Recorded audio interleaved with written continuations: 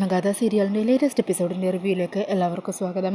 അങ്ങനെ മുത്തശ്ശി നന്ദനും കൂടി സംസാരിച്ചുകൊണ്ടിരിക്കുകയാണ്. മുത്തശ്ശി പറയണേ, സത്യം പറഞ്ഞാൽ ദൈവത്തിനോട് പോലും ദേഷ്യം തോന്നുക, ഇതൊക്കെ കാണാനായിട്ട് എന്തിനാ എന്നെ ഇങ്ങനെ ഇവിടെ ഇട്ടിരിക്കുന്നതെന്ന് ഓർക്കുമ്പോൾ. അന്നേരം നന്ദൻ പറയണേ, അമ്മ ഇങ്ങനെയൊന്നും പറയല്ലേ, അമ്മ പറയുന്നത് പോലെ എല്ലാം നന്നായി തന്നെ വരും. ആ വിശ്വാസമല്ലോ എന്നും ഇങ്ങനെ നമ്മളെ മുമ്പോട്ട് നയിക്കുന്നത്. ചില നേരത്തെ നവീൻ്റെ സങ്കടം കാണുമ്പോൾ മനസ്സ് തകർന്നു പോകും. അങ്ങനെ ഒരു സങ്കടത്തിലും ആശങ്കയിലൊക്കെയാണ് ഓരോന്നൊക്കെ പറയുന്നത്. എന്താണെങ്കിലും അമ്മ പറഞ്ഞതുപോലെ നമുക്ക് നാളെ തന്നെ സിദ്ധരിച്ചൊന്ന് കാണാം, എന്തെങ്കിലും പരിഹാരമുണ്ടോ ഇതിനൊന്ന് ചോദിക്കുകയും ചെയ്യാം. അന്നേരം മുത്തശ്ശി പറയണേ, എന്താണെങ്കിലും ഞാനൊന്ന് റൂമിലേക്ക് ചെന്ന് കുറച്ച് നേരം കിടക്കട്ടെ, കാലിനൊക്കെ വലിയ വേദന. അയ്യോ, അങ്ങനെയാണെങ്കിൽ നമുക്ക് ഹോസ്പിറ്റലിൽ കാണിക്കാമേ. അതിൻ്റെ ഒന്നും ആവശ്യമില്ലെന്നേ, കുറച്ച് നേരം ഒന്ന് കിടന്നാൽ മതി, അപ്പോഴേക്ക് മാറിക്കോളും. അങ്ങനെ പറഞ്ഞാൽ മുത്തശ്ശി അവിടെ നിന്നും എണീറ്റ് പോകുവാണ്. പിന്നീട് കാണിക്കുന്നത് ഗാഥയുടെ ഫോണിലേക്ക് വിളിക്കുന്ന കൃഷ്ണനെയാണ് കേട്ടോ. കൃഷ്ണയുടെ കോൾ കാണുന്നതും ഒട്ടും താല്പര്യമില്ലാതെ ഗാഥ കോൾ അറ്റൻഡ് ചെയ്യുക. ഹലോ, എന്തിനാണ് നീ വിളിച്ചത്? അന്നേരം കൃഷ്ണ പറയണേ, ഗാഥയ്ക്ക് അവിടെ സുഖമല്ലേ? എൻ്റെ സുഖവിവരമൊക്കെ അന്വേഷിക്കാൻ നീ ആരാടി? നിന്നെ ഒരു ജോലി ഏൽപ്പിച്ചു, അത് പൂർത്തിയാക്കി. ഇനിയേ എൻ്റെ നവീൻ്റെ കാര്യത്തിൽ നീ ഇടപെടേണ്ട ഒരാവശ്യമില്ല. ഗാഥ എന്തിനാ എന്നോട് ഇങ്ങനെ ദേഷ്യം കാണിക്കുന്നത്? ഞാൻ ഗാഥയുടെ സുഖവിവരം അന്വേഷിക്കാനല്ലേ വിളിച്ചത്. നീ ആരാതിന്? നമ്മൾ തമ്മിൽ എന്ത് ബന്ധമുള്ളത്? എനിക്കിതിൻ്റെ സംസാരം കേൾക്കുന്നത് ഇഷ്ടമല്ല. നീ ഈ വീട്ടിലുള്ളവരെല്ലാം നിൻ്റെ കൂതറ സംസാരം പഠിപ്പിച്ച് വെച്ചിരിക്കുവാണല്ലേ. കിട്ടിയ കുറച്ച് നാളത്തെ തക്കം കൊണ്ട് നീ കുടുംബത്തിന് മുഴുവൻ നിൻ്റെ കാഴ്ചവെട്ടിലാക്കിയില്ലേ. ഇപ്പോൾ ഞാൻ ഇത് ശരിയാക്കിയെടുക്കാൻ ഒത്തിരി കഷ്ടപ്പെട്ടുകൊണ്ടിരിക്കുവാണ്. അന്നേരം കൃഷ്ണ പറയണേ, അയ്യോ ഗാഥ, അവിടെയുള്ള എല്ലാവരും നല്ലവരാ. അവരുടെ എല്ലാവരുടെയും മനസ്സ് എങ്ങനെയാണെന്ന് എനിക്ക് നല്ലപോലെ അറിയാം. സ്നേഹത്തോടെയുള്ള പെരുമാറ്റത്തിലൂടെ അവരുടെ എല്ലാവരുടെയും മനസ്സിനെ കീഴടക്കാൻ ഗാഥയ്ക്ക് പറ്റും. നിൻ്റെ ഉപദേശമൊന്നും എനിക്ക് ആവശ്യമില്ല. നീ എന്താ വിചാരിച്ചു വെച്ചിരിക്കുന്നത്? ആണുങ്ങളുടെ കാൽച്ചുവട്ടി കിടക്കുന്ന വെറും അടിമകൾ മാത്രമാണ് പെണ്ണെന്നോ?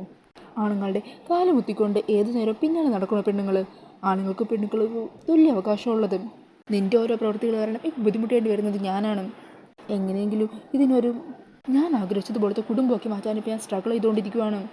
അല്ലെങ്കിൽ വിലക്കുപ്പത്തൊട്ടിലും കിടന്ന നിന്നെയൊക്കെ ഇവിടെ കയറ്റിക്കൊണ്ടു വന്നു കഴിഞ്ഞാൽ നീയൊക്കെ നിൻ്റെ സംസ്കാരമല്ലേ കാണിക്കുള്ളൂ. എന്നാൽ ഈ ഗാഥയുടെ ജീവിത സാഹചര്യങ്ങളും രീതികളും ഒന്നും നിൻ്റെ പോലെ അത്ര ചീപ്പല്ല. അവൾ വന്നിരിക്കുന്ന കുശലം ചോദിക്കാൻ ഇനി മേലാ നീ എൻ്റെ നമ്പറിലേക്ക് വിളിച്ചു പോരുത്. അങ്ങനെ പറഞ്ഞ് കോൾ കട്ട് ചെയ്യുവാണ് കേട്ടോ. ഈ സമയം കൃഷ്ണസങ്കടത്തോടെ ഫോണിൽ നോക്കി തിരിയുമ്പോഴായിരിക്കും കേട്ടോ ഗോപാലൻ ബാക്കി വന്ന് നിൽക്കുന്നത് കാണുന്നത്. അന്നേരം ഗോപാലൻ ചോദിക്കണേ, എന്തായി ആ ഗാഥയുടെ ആട്ട് മുഴുവൻ കിട്ടിയപ്പോൾ നിനക്ക് സമാധാനമില്ലേ? നിനക്ക് വല്ല കാര്യമുണ്ടോ കൃഷ്ണ? എന്തിനാണ് നീ അവളേക്ക് വിളിക്കാൻ പോയത്? അവളുടെ പെരുമാറ്റം ഇത് തന്നെയായിരിക്കും എന്ന് നിനക്കറിയാവുന്നതല്ലേ?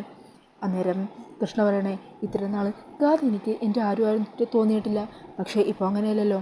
ഗാഥയും എൻ്റെ സ്വന്തം അനിയത്തി തന്നെയല്ലേ. അവൾ എൻ്റെ ചോര തന്നെയല്ലേ. അങ്ങനെയുള്ളപ്പോൾ ഗാഥ എന്തൊക്കെ തന്നെ പറഞ്ഞാലും ശരി, അതൊന്നും എൻ്റെ മനസ്സിനെ വേദനിപ്പിക്കില്ല. ഇത്ര നാളും എനിക്ക് സത്യം അറിയാതെ പോയി, എന്നാൽ ഇപ്പോൾ എനിക്ക് സത്യം അറിയാം. അതുകൊണ്ട് തന്നെ ഇത്രയൊക്കെ അവളെന്നെ ആട്ടി അകറ്റിയാലും അവളെ ഞാൻ സ്നേഹിക്കും, അവളുടെ നല്ലതിനു വേണ്ടി പ്രാർത്ഥിക്കുകയും ചെയ്യും. അങ്ങനെ പറഞ്ഞ കൃഷ്ണ കണ്ണീര് തുടച്ചിട്ട് അവിടെ നിന്നും പോകുവാണ്. ഈ സമയം ഗോപാലൻ പറയണേ, എന്തൊരു പാവമാണ് ഈ കുട്ടി. ഇത്ര നന്മ അവളുടെ മനസ്സിലുള്ളത്. ആരും അവളെ മനസ്സിലാക്കുന്ന പോലുമില്ലല്ലോ. എല്ലാവരിൽ നിന്നും അവഗണനയും പുച്ഛവും മാത്രമോ എൻ്റെ കൃഷ്ണമോൾക്ക് കിട്ടുന്നത്. അങ്ങനെ പറഞ്ഞ് സങ്കടത്തോടെ നിൽക്കുവാണ് കേട്ടോ ഗോപാലൻ. പിന്നീട് കാണിക്കുന്നത് നവീനോട് പുറത്ത് വിഷമിച്ച് നിൽക്കുന്നത് കണ്ട് സുമിത്ര നവീൻ്റെ അരികിലേക്ക് ചെല്ലുക. നവീൻ, എന്ത് പറ്റിയടാ? എന്താ നിൻ്റെ മൂഡ് ഒട്ടിത്തുവരെ മാറിയില്ലേ? അമ്മ, എൻ്റെ ജീവിതത്തെക്കുറിച്ച് ഒത്തിരി പ്രതീക്ഷകൾ ഞാൻ കണ്ടു. ഗാഥയുമൊത്തുള്ള എൻ്റെ ജീവിതം സ്വപ്നതുല്യമായിരിക്കും എന്നാണ് വിചാരിച്ചത്. പക്ഷേ എന്നാലിപ്പോൾ അത് ഇങ്ങനെയൊക്കെ ആയി മാറിയില്ലേ? ഗാഥയുടെ പെരുമാറ്റം അതാ എന്നെ സത്യം പറഞ്ഞാൽ വല്ലാതെ തളർത്തി കളയുന്നത്. ഈ സമയം ഗാഥ അങ്ങോട്ടേക്ക് വരുന്നുണ്ട്. അവരുടെ സംസാരം ഗാഥയെ ശ്രദ്ധിക്കുവാണ്. അന്നേരം സുമിത്ര പറയണേ, ഗാഥമോൾക്ക് ചെറിയ മാറ്റങ്ങളൊക്കെ ഉണ്ട്, അതിൻ്റെ സാഹചര്യങ്ങളും നമുക്കറിയാവുന്നതല്ലേ. ഈ സമയം നവീൻ പറയണേ, എന്നാലും ഒരാളുടെ സ്വഭാവത്തിൽ ഇത്രയും പെട്ടെന്ന് ഇങ്ങനെ ഒരു ചേഞ്ച് ഉണ്ടാകുമോ? ചെറിയ കാര്യത്തിന് പോലും ഒത്തിരി സന്തോഷിക്കുകയും നമ്മളോടൊക്കെ ഒത്തിരി സ്നേഹത്തോടെ സംസാരിക്കുകയും ചെയ്യുന്ന ഗാഥ, ആരുടെയും മനസ്സ് വേദനിപ്പിക്കാൻ ഒരിക്കലും കഴിയാത്ത ഗാഥ, ആ ഗാഥ തന്നെയാണോ ഇപ്പോൾ എൻ്റെ മുമ്പിലുള്ളത്? എനിക്കൊന്നും അങ്ങനെ തോന്നുന്നില്ല. അത് കേട്ട് സുമിത്ര ചോദിക്കണേ, നീ എന്താ പറഞ്ഞു വരുന്നത്? ഉദയനും നിർമ്മലയൊക്കെ പറയുന്നത് പോലെ ഗാഥമോൾ രണ്ടല്ല, ഒന്നല്ല, 2 പേരുണ്ടെന്നാണോ നീ പറഞ്ഞു വരുന്നത്? ഞാൻ അങ്ങനെയൊന്നും ഉദ്ദേശിച്ചല്ലമ്മേ പറഞ്ഞത്. എന്തോ എൻ്റെ മനസ്സിൽ ചില തോന്നലുകളാണ്. അന്നേരം സുമിത്ര പറയണേ, നീ ഗാഥമോളത്തുള്ള നല്ല ജീവിതത്തിന് വേണ്ടി ഒത്തിരി സ്വപ്നം കണ്ടു. ആ മോഹങ്ങളൊക്കെ പെട്ടെന്ന് നടക്കാതെ വന്നപ്പോൾ നിൻ്റെ മനസ്സിലുണ്ടായ സങ്കടം കണ്ടോ നിനക്ക് ഇങ്ങനെയൊക്കെ തോന്നുന്നത്? നീ ആദ്യം ഒന്ന് കൂളാക്, സമാധാനമായിട്ടിരിക്കുകയും ഗാഥമോൾക്ക് ധൈര്യവും ആശ്വാസവും കൊടുത്ത് അവളുടെ മനസ്സിൽ ആ പേടി മുഴുവൻ പൂർണ്ണമായിട്ട് മാറ്റിയെടുക്കേണ്ട നീയല്ലേ. അതിനുശേഷമല്ലേ നിങ്ങൾക്ക് സന്തോഷത്തോടെ ജീവിക്കാൻ പറ്റൂ. അങ്ങനെ അവർ ഈ പറഞ്ഞുകൊണ്ടിരിക്കുന്ന കാര്യങ്ങളൊക്കെ കേട്ട് ഗാഥയുടെ ഉള്ളിൽ ദേഷ്യവും ടെൻഷനും ഒക്കെ തോന്നുവാണ്. ഗാഥ അങ്ങനെ നേരെ റൂമിലേക്ക് ചെന്ന് സിത്താരയെ ഫോണിൽ വിളിക്കുവാണ് കേട്ടോ. അന്നേരം സിത്താര കോൾ എടുക്കുക. മോളെ, എന്തായി? നവീനും നീ തമ്മിലുള്ള പിണക്കൊക്കെ മാറിയോ? അതൊക്കെ മാറി. പക്ഷേ ഇവിടെ നവീൻ്റെ മനസ്സിൽ പോലും ഞാൻ യഥാർത്ഥ ഗാഥയല്ല എന്നുള്ള ചിന്തയാണ് ഉള്ളത്. അത് നവീൻ നേരിട്ട് പറയുകയും ചെയ്തു. നവീൻ്റെ മനസ്സിലിപ്പോൾ മുഴുവൻ ആ കൃഷ്ണയാണ്. ആ കൃഷ്ണയെക്കുറിച്ചുള്ള ചിന്തയും വിചാരവും മാത്രമേ ഉള്ളൂ. കൃഷ്ണയ നവീൻ്റെ മനസ്സിൽ മുഴുവനും. ഇതൊക്കെ നിന്നോട് ആര് പറഞ്ഞു? നവീനും അമ്മയും കൂടി സംസാരിക്കുന്നത് ഞാൻ കേട്ടതാ. അതിന് നവീൻ അറിയില്ലായിരുന്നല്ലോ കൂടെ ഉണ്ടായിരുന്നത് കൃഷ്ണയാണെന്ന്. അവൻ വിചാരിച്ചത് ഗാഥയായിരിക്കുമെന്നല്ലേ. പക്ഷേ മുമ്പുണ്ടായിരുന്ന ഗാഥയുടെ സ്വഭാവമല്ല ഇപ്പോൾ ഉള്ള ഗാഥക്ക്. അങ്ങനെയൊക്കെ സംശയത്തോടു കൂടിയാണ് അവർ സംസാരിക്കുന്നത്. അതിൻ്റെ ഇടയിൽ കൂടി ആ കൃഷ്ണയുടെ വിളിച്ചുള്ള കുശലാന്വേഷണം.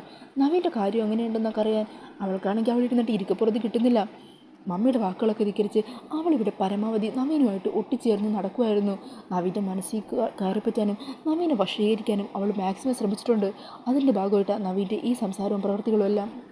എന്നിട്ടിപ്പോൾ അവളിന്ന് വീണ്ടും വിളിച്ചിരിക്കുക. മമ്മി, ഒരു കാര്യം പറയാലോ, അവൾ ഇനി എന്നെ വിളിക്കാൻ പാടില്ല, എനിക്കത് ഇഷ്ടമല്ല. ശരി, എനിക്ക് മനസ്സിലാവുന്നുണ്ട് മോളെ. ഇപ്പോഴത്തെ കഥ നേരത്തെ പോലെയല്ല എന്നൊക്കെ നവീൻ പറയുന്നതിൻ്റെ കാരണം കൃഷ്ണയുടെ സ്വഭാവം, അവിടെയുള്ളവരോടുള്ള പെരുമാറ്റ രീതികളുമൊക്കെ അവരുടെ മനസ്സിൽ അത്രയ്ക്ക് ആഴ്ത്തി പതിഞ്ഞത് കാരണം മോളും അതേപോലെ തന്നെ പെരുമാറണം. അങ്ങനെ അവരുടെ മനസ്സിനെ കയ്യിലെടുക്കാൻ ശ്രമിക്കണം. പിന്നെ അവരുടെ മനസ്സിൽ നിന്ന് അങ്ങനെയുള്ള സംശയം പോലും ഉണ്ടാകാത്ത രീതിയിൽ അത് മായ്ച്ചു കളയാൻ മോളെക്കൊണ്ടാകും. മോൾ വിചാരിച്ചാൽ പറ്റും. അത് ഞാൻ വേണ്ട പോലെ ചെയ്തോളാം. പക്ഷെ മമ്മിയോടൊരു കാര്യം പറയണം. ഇനി മേലാൽ എൻ്റെ ഫോണിലേക്ക് അവൾ വിളിക്കാൻ പാടില്ല. മമ്മി തന്നെ അത് നേരിട്ട് പറയണം. അതൊക്കെ ഞാൻ പറഞ്ഞോളാം. നീ മമ്മി പറഞ്ഞ പോലെ അവൾ പെരുമാറിയാൽ മാത്രം മതി. അങ്ങനെ പറഞ്ഞിട്ട് ഗാഥ പെട്ടെന്ന് തന്നെ കോൾ കട്ട് ചെയ്യുവാണ്. ഈ സമയം സിത്താര സിനിനെ വിളിക്കണേ. സിനി, എത്രയും പെട്ടെന്ന് തന്നെ എനിക്ക് കൃഷ്ണയെ കാണണം. അത് കൃഷ്ണയോട് പറ. അന്നേരം സിനി ചോദിക്കുന്നുണ്ട്, എന്താ മാഡം, എന്തെങ്കിലും പ്രശ്നമുണ്ടോ? എന്തുണ്ടെങ്കിലും നിന്നോട് പറയണമെന്നുണ്ടോ? നീ അതേ പറഞ്ഞ കാര്യം ചെയ്താൽ മതി. അങ്ങനെ പറഞ്ഞ് ആകെ ദേഷ്യത്തിൽ നിൽക്കുവാണ്ടോ സിത്താര. എന്നോട് കാണിക്കുന്നത് ഗാഥ നേരെ സുമിത്രയുടെ അരികിലേക്ക് ചെല്ലുക. അമ്മേ, അടുക്കളയിൽ എന്തെങ്കിലും ജോലി ബാക്കിയുണ്ടോ? ഞാൻ എന്തെങ്കിലും സഹായിക്കാം? വേണ്ട മോളെ, മോളിപ്പോൾ ഒന്നും ചെയ്യണ്ട, മോൾ റെസ്റ്റ് എടുക്കും. അന്നേരം ഗാഥ പറയുവാണ്, അമ്മേ, ഞാൻ എൻ്റെ മനസ്സിലെ പേടിയും ഭയമൊക്കെ മാറ്റി വെച്ച് എല്ലാവരോടും പണ്ടത്തെ പോലെ അടുത്തിടപഴകാനും പഴയ ഭയമൊക്കെ മാറ്റി നിങ്ങളോട് എല്ലാവരോടും പഴയതുപോലെ സംസാരിക്കാനും ഒക്കെ ശ്രമിച്ചുകൊണ്ടിരിക്കുകയാണ്. ഈ സമയം സുമിത്ര പറയുന്നുണ്ട്, മോള് ആദ്യമായിട്ട് കണ്ടപ്പോൾ നമ്മുടെ കുടുംബത്തിലേക്ക് മോൾ കടന്നു വന്നു കഴിഞ്ഞാൽ കുടുംബത്തിലുള്ള രീതികളും മറ്റുമായിട്ട് മോൾക്ക് പൊരുത്തപ്പെട്ട് പോകുവാൻ പറ്റുമെന്ന് ഞങ്ങൾക്ക് എല്ലാവർക്കും ഭയങ്കര ടെൻഷനായിരുന്നു. എന്നാൽ എല്ലാവരും ഞെട്ടിച്ചുകൊണ്ടുള്ളതായിരുന്നു മോളുടെ പെരുമാറ്റം. 2 ദിവസത്തിനുള്ളിൽ തന്നെ മോൾ ഞങ്ങളുടെ എല്ലാവരുടെയും മനസ്സ് കീഴടക്കി കളഞ്ഞു. മോളുടെ നിഷ്കളങ്കമായ ചിരിയും തമാശ നിറഞ്ഞ സംസാരവും കുറുമ്പുകളും എല്ലാവരും സ്നേഹിക്കാനുള്ള മനസ്സുമൊക്കെ മോളെ ഞങ്ങളിലേക്ക് കൂടുതൽ അടുപ്പിച്ചു. സത്യം പറഞ്ഞാൽ മോളെ ഒരു നിമിഷം പോലും വിട്ടു നിൽക്കാൻ പോലും കഴിയാതെ ഞാനും നവീനും എല്ലാവരും മോളെ അത്രയധികം സ്നേഹിക്കുന്നുണ്ട്. ആ പഴയ മോളെ ഞങ്ങൾക്ക് തിരികെ വേണ്ടത്. അതുപോലെ മോള് പെരുമാറിയാൽ മാത്രം മതി, ഈ കുടുംബത്തിലെ എല്ലാ പ്രശ്നങ്ങളും മാറും. അത് കേൾക്കുന്നതും ഗാഥ പറയണേ, അങ്ങനെ അവളെപ്പോലെ പെരുമാറുകയാണെന്നും എന്നെക്കൊണ്ട് പറ്റില്ല. ഈ സമയം ഗാഥയുടെ ഈ സംസാരവും കേട്ടായിരിക്കും കേട്ടോ നവീനും നിർമ്മലയൊക്കെ അങ്ങോട്ടേക്ക് വരുന്നത്. അങ്ങനെ ഗാഥയുടെ ആ വാക്കുകൾ കേട്ട് ഞെട്ടി തിരിച്ച് ഷോക്കായി നിൽക്കുവാണ് നവീനും നിർമ്മലയൊക്കെ. സുമിത്രയും വിശ്വസിക്കാനാവാതെ നിൽക്കുവാണ്. പെട്ടെന്നാണ് ഗാഥ തൻ്റെ നാവിൽ നിന്ന് വീണ അബദ്ധത്തെക്കുറിച്ച് ഓർക്കുന്നത്. അന്നേരം നവി ചോദിക്കണേ, ഗാഥ, താനിപ്പോൾ എന്താ പറഞ്ഞത്? അവളെപ്പോലെയോ? അവളെപ്പോലെ ആക്കാൻ പറ്റില്ലെന്നോ? ആരെപ്പോലെ? അന്നേരം നിർമ്മല പറയണേ, അങ്ങനെ ചോദിക്കൂ, സത്യം അവളുടെ നാവിൽ നിന്ന് പുറത്ത് വീണത് കണ്ടില്ലേ? അന്നേരം ഗാഥ പറയണേ, അത് പിന്നെ നിങ്ങൾ തന്നെയല്ലേ പറയാറ് എനിക്ക് 2 സ്വഭാവം ഉണ്ടെന്ന്. അതിൽ മറ്റേ സ്വഭാവത്തെക്കുറിച്ചാണ് ഞാൻ ഉദ്ദേശിച്ചത്. അന്നേരം നിർമ്മല പറയണേ, എടി മോളെ, നീ ഉരുണ്ട് കളിക്കല്ലേ. അവസാനം നിൻ്റെ നാവിൽ നിന്ന് തന്നെ സത്യം വന്നത് കണ്ടോ? നവീൻ ഇപ്പം എങ്ങനെയുണ്ട്? എൻ്റെ ഉദയേട്ടൻ എത്ര കഷ്ടപ്പെട്ട് കണ്ടെത്തിയതാ 2 ഗാഥയുണ്ടെന്ന്. അതിനുള്ള തെളിവായിട്ട് അവൾക്കൊപ്പം നിൽക്കുന്ന ഫോട്ടോ അവരെടുത്തുകൊണ്ട് വന്നില്ലേ? എന്നാൽ നിങ്ങളാരും വിശ്വസിച്ചില്ലല്ലോ. ഇപ്പം കണ്ടില്ലേ, ദൈവമായിട്ട് ഇവളുടെ നാവിൽ തന്നെ സത്യം പുറത്തു കൊണ്ടുവന്നത്. ഇനിയെങ്കിലും നീ വിശ്വസിച്ചേ പറ്റുള്ളൂ. നിൻ്റെ കൂടെ നിൽക്കുന്നത് നീ താലികെട്ട് യഥാർത്ഥ ഗാഥയാണെന്ന് നീ ആദ്യം തിരിച്ചറിയാൻ നോക്ക്. അന്നേരം ഗാഥ പറയണേ, നിങ്ങൾ എന്തൊക്കെയാണ് പറയുന്നത്? ഞാൻ പറഞ്ഞല്ലോ രമേ, നാഗശാപമൊന്നുമല്ല ഈ കുടുംബത്തിൽ എന്നെ നവീനെ ഒന്നിപ്പിക്കാതിരിക്കാൻ ശ്രമിക്കുന്നത് ഇവരാണ് ഇങ്ങനെ ഓരോന്നൊക്കെ പറഞ്ഞ് എല്ലാവരും തെറ്റിദ്ധരിപ്പിക്കാൻ ശ്രമിക്കുന്നത്. അല്ലെങ്കിൽ തന്നെ വേഷമാണ് നടക്കേണ്ട ആവശ്യം എനിക്കെന്താ ഉള്ളത്? അങ്ങനെ നിങ്ങളെല്ലാവരെയും കബളിപ്പിക്കേണ്ട ആവശ്യമൊന്നും എനിക്കില്ല. ഞാൻ അങ്ങനെ ദരിദ്ര കുടുംബത്തിൽ നിന്നുമല്ല വന്നിരിക്കുന്നത്. അന്നേരം നിർമ്മല പറയണേ, എന്നാലും നിൻ്റെ ഈ അഭിനയത്തിലാണല്ലോ എല്ലാവരും ഒന്ന് വീണു പോകുന്നത്. പക്ഷേ ഒരു കാര്യം ഉറപ്പാണ്, ഇവൾ 2 ഗാഥ തന്നെയുണ്ട്. ഇവളെപ്പോലെ മറ്റൊരുത്തിയും. അതിലിനി എനിക്കൊരു സംശയവുമില്ല.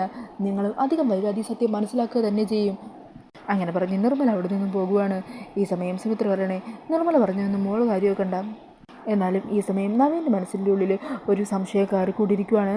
നവീൻ സംശയത്തോടെ വീണ്ടും ഗാഥയെ നോക്കുന്നുണ്ട്. അന്നേരം ഗാഥയും ടെൻഷനിൽ നവീനെ നോക്കുവാണ്. അപ്പോൾ അത് കഴിഞ്ഞ് കാണിക്കുന്നത് സിത്താരയും കൃഷ്ണൻ തമ്മിൽ വഴിയിൽ വെച്ച് കണ്ടുമുട്ടുന്നതാണ് കേട്ടോ.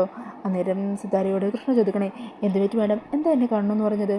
അന്നേരം സിത്താര പറയുന്നുണ്ട്, നിൻ്റെ ജോലിയെല്ലാം പൂർത്തിയാക്കി അവസാനമായിട്ട് പോകുന്നതിന് മുമ്പ് എനിക്കൊരു വാക്ക് തന്നിരുന്നു, ഒരിക്കലും നീ ഗാഥയുടെ ജീവിതത്തിൽ ഒരു തടസ്സമായിട്ട് വരില്ല എന്ന്. നീ ആ വാക്ക് പാലിക്കുന്നുണ്ടോ? എന്താ മാഡം അങ്ങനെ ചോദിച്ചത്? അല്ല, നീ എന്തിനാ ഇന്ന് ഗാഥയെ വിളിച്ചത്? അത് ഗാഥ ഇറിറ്റേറ്റ് എന്ന് നിനക്കറിയില്ലേ? അന്നേരം കൃഷ്ണ പറയണേ, അതെനിക്കറിയാം മാഡം. പക്ഷേ ഒരു കാര്യം അറിഞ്ഞപ്പോൾ അതിൻ്റെ സന്തോഷത്തിൽ എനിക്ക് ഗാഥയെ വിളിക്കാതിരിക്കാൻ തോന്നില്ല. അതിന് മാത്രം എന്ത് കാര്യവും നീ അറിഞ്ഞത്? ആ സമയം കൃഷ്ണ പറയണേ, അത് പിന്നെ മറ്റൊന്നുമല്ല. ഇത്ര നാളും എനിക്ക് എൻ്റെ അച്ഛൻ ആരാണെന്ന് അറിയില്ലായിരുന്നു. ഞാൻ എൻ്റെ അമ്മയോട് പലതവണ ചോദിച്ചു അച്ഛൻ ആരാണെന്ന്. എന്നാൽ അമ്മ അത് പറയാൻ തയ്യാറായിരുന്നില്ല. ഇപ്പോൾ അതിനൊരു സംശയം എൻ്റെ മനസ്സിൽ കൂടിയിരിക്കുകയാണ്. ഗാഥയുടെ അച്ഛൻ തന്നെയാണോ എൻ്റെ അച്ഛനെന്ന്? ശ്രീനിവാസൻ തന്നെയാണോ എൻ്റെ അച്ഛൻ? മാഡത്തിന് അറിയാമെങ്കിൽ അതെന്നോട് പറഞ്ഞൂടെ? ഇത്ര നാളും അച്ഛൻ്റെ പേരിൻ്റെ സ്ഥാനത്ത് പറയാൻ എനിക്കൊരാളില്ലായിരുന്നു. അങ്ങനെ ഒരാൾ ഉണ്ടെന്നോർത്ത് എനിക്ക് സന്തോഷിക്കാമല്ലോ. അതിനുവേണ്ടി മാത്രമാണ് ഞാൻ ചോദിച്ചത്. മാഡത്തിന് അറിയാമെങ്കിൽ അതിനോട് തുറന്നു പറഞ്ഞൂടെ? അന്നേരം സിത്താര പറയണേ, കൊള്ളാം, നിൻ്റെ അമ്മ മുമ്പ് എന്നെ വേദനിപ്പിച്ചതുപോലെ നീയും എന്നെ വേദനിപ്പിക്കാൻ ശ്രമിക്കുവാണോ? നിൻ്റെ അമ്മ തന്നെയായിരിക്കുമല്ലേ നിന്നെ ഇങ്ങോട്ട് പറഞ്ഞു വിട്ടത്? അയ്യോ, സത്യമായിട്ടും എൻ്റെ അമ്മയ്ക്ക് ഇതൊന്നും അറിയില്ല. അമ്മ അറിയാതെയാണ് ഞാൻ ഈ കാര്യങ്ങളെല്ലാം ചോദിക്കുന്നത്. പിന്നെ എങ്ങനെയാ പെട്ടെന്നൊരു സുപ്രഭാതത്തിൽ നിൻ്റെ മനസ്സിൽ ഇങ്ങനെ ഒരു തോന്നലുണ്ടായതും ഇത്തരം ചോദ്യം നീ എന്നോട് ചോദിക്കുന്നതും? നിനക്കെന്താ ദിവ്യമായിട്ടുള്ള വല്ല അരുളിപ്പാടോ മറ്റോ ഉണ്ടായോ? അങ്ങനെ സിത്താരയുടെ ചോദ്യങ്ങൾക്ക് മുമ്പിൽ ഉത്തരമില്ലാതെ നിൽക്കുന്ന കൃഷ്ണയെ കാണിച്ചുകൊണ്ടാണ് എപ്പിസോഡ് തീരുന്നത്. ഈ ഒരു റിവ്യൂ ഇഷ്ടമായിട്ടുണ്ടെങ്കിൽ മറക്കാതെ വീഡിയോ ഒന്ന് ലൈക്ക് ചെയ്യണേ.